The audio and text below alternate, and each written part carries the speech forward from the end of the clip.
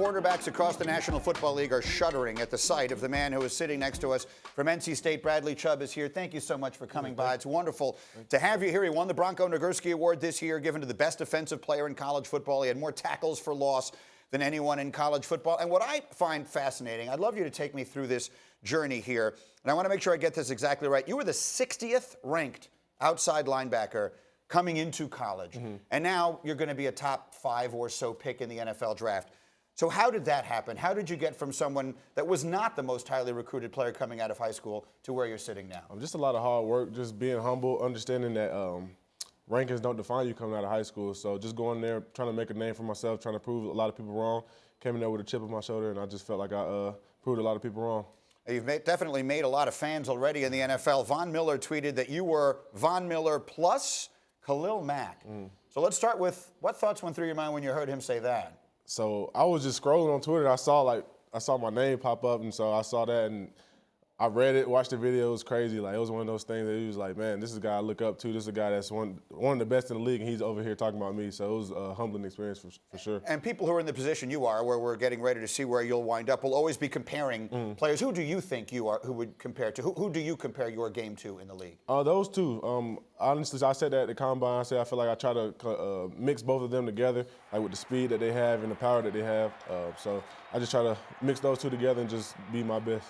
All right, now I could talk to you forever, but here's what I want to do. I want to bring you over here because Damien Woody is here. Right. And, of course, D. Wood played on the offensive line in the NFL for years and years and years. And I want to see the two of you guys go through some tape. And D. Wood, you break down some of the stuff that we're seeing here from Bradley. Go for it. Yeah, absolutely. This is the part that I love to do. I love to show fans what makes these guys special. And Bradley, Bradley, you're one of the top guys, one of the best pass rushers. So we're going to look at three plays. This one right here, this is against Louisville.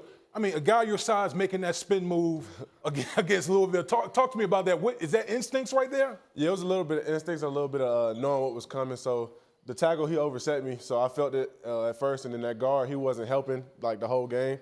So I told my D tackle right there, I think that's Monty right there. I was like, hey, cover me right now. So I'm finna make this inside move. Yeah, because usually a lot of times when you make that spin, that guard sitting right there, he'll clean your clock. Yeah. But that was a really good move. Yes, sir. The next play we got right here.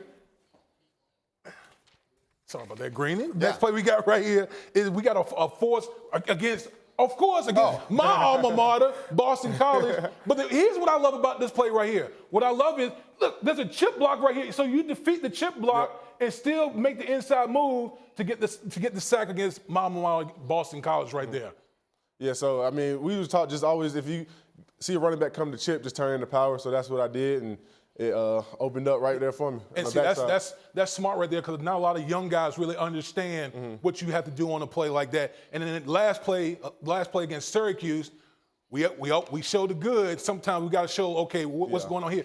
Now talk me through this one right here. You're going against Syracuse, a guy's a dual threat kind of quarterback. You're going to see a lot of these guys in the National Football League. Just talk to me, right here, how this guy broke contain right here. It was one of those plays. You watch a lot of film, so you saw that his tendency was to come inside on the little quarterback draw. So I just got a little too happy. Tried to come inside too quick, and he just bounced it outside. Yeah, because we talked about Deshaun Watson in the last break.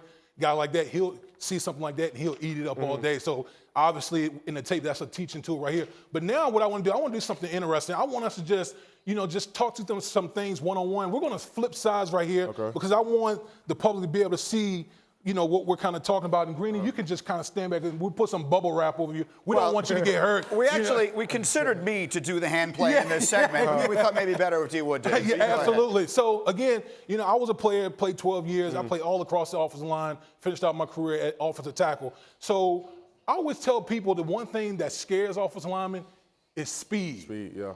But I want to know from you is, what's the one rush move? What's your bread and butter? If you had to get home, it's 3rd and 9 in a 2-minute drill. What's the one move that you want to make that's going to get home to the quarterback? So I usually open the game up with power, just to sit the offensive lineman down. So setting that up for the 3rd down rushes, I would come up, get 2 steps in, and then on the 3rd step, I'll come right here, make it look like I'm coming to power, have him sit down, throw his hands, and then scissor outside and come off the edge right there. Now, a lot of young guys, they don't have secondary rush moves. You talked about a lot of guys have power come into you. When you get into the National Football League, guys will eat that up. You got to have secondary brush moves. Is that something that you've been working on this offseason to prepare yourself for the National Football League? Yeah, definitely. I've been working with different coaches, just trying to up my pass rush repertoire, and I feel like in the college I had a little bit, but I know it's going to have to step up at the next level, so I've just been working on that throughout this whole little offseason. And one last thing for me is that, just a little pointer, know that offensive lineman, we're looking at everything you're doing, whether it's the whites on your knuckles, your stance.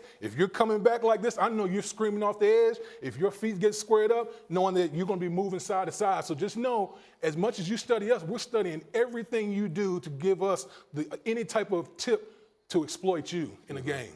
I was going to be the running back chipping on that one play, but I saw how you discarded him so easily. Anyway, congratulations on everything. Best of luck next week. It's a thrill to have you here. Thank you very much. Bradley Chubb, everybody. And a reminder, ESPN's Draft Academy is a personal behind-the-scenes look at 6 of the top NFL draft prospects. It's available now on ESPN Plus and streaming exclusively on the ESPN app. Start your free trial of ESPN Plus today.